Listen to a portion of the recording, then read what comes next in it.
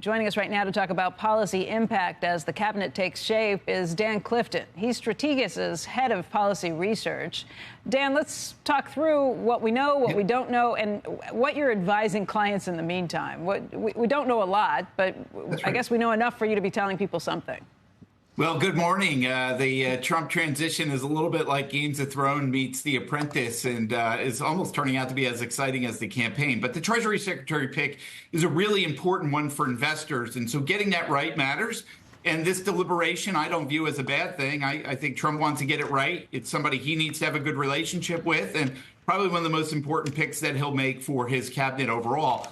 There's obviously a Wall Street Journal story out this morning about Kevin Warsh possibly being Treasury Secretary if Scott Bessent wants it, National Economic Council Director. And those would be temporary slots, which would then lead to Warsh becoming Fed Chairman when Jay Powell's term expires and Bessent moving up to Treasury Secretary.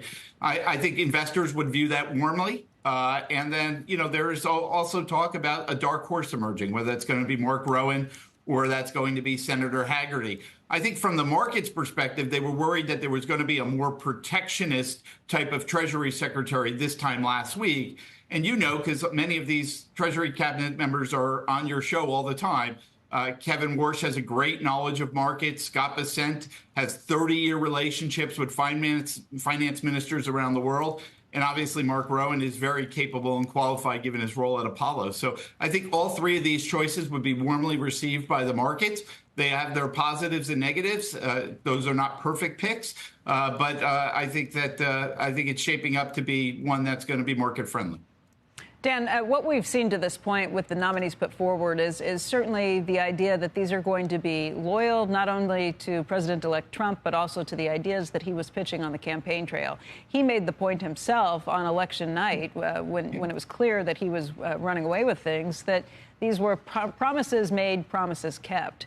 And you can look at these candidates that we've been talking about, the three you just mentioned, and on one way, it's certainly something that would make the market maybe feel good about things and staying status quo to a certain extent.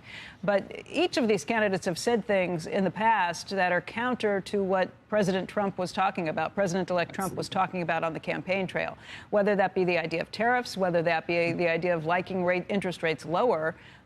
These candidates are not the ones to carry out those promises. Which do you think wins out in the end?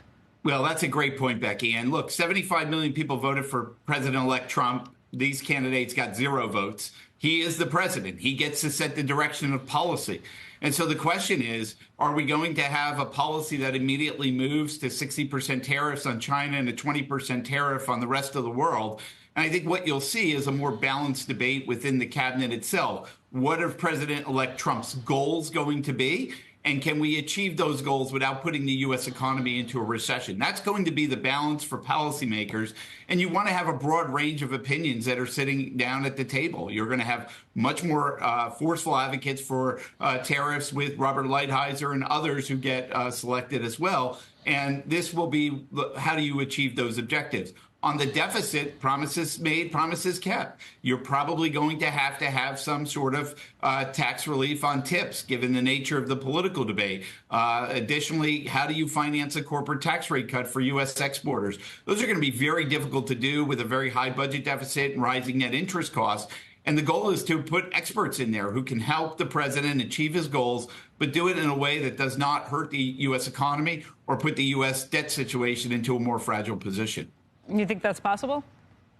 I don't think it's easy. I do think it is possible, and we're going to have to figure out ways to be able to do that. But if you look at both Warsh and Bessent, just as examples, I mean, Warsh was in the National Economic Council. He knows how the government works. He served at the Fed, so he knows the plumbing of the monetary policy, and he'll be able to give the president great advice on that. You look at somebody like Scott Bessent, just an incredible investor over time, knows the relationships. And I think one of the key issues here is how are we going to finance longer-term debt in the U.S. government? We're going to need more foreigners to buy those debt. He has those relationships, and he has that confidence of those foreign buyers if they are buying that debt. So I think it helps. It doesn't make it solve the problem immediately, but they'll be working to solve those problems. And I think they'll serve the country well, and they'll serve the president well. And I think that's a key point here, Becky, is that none of these candidates need to take this job. They're taking this job because they want to serve the country, and that makes me feel better.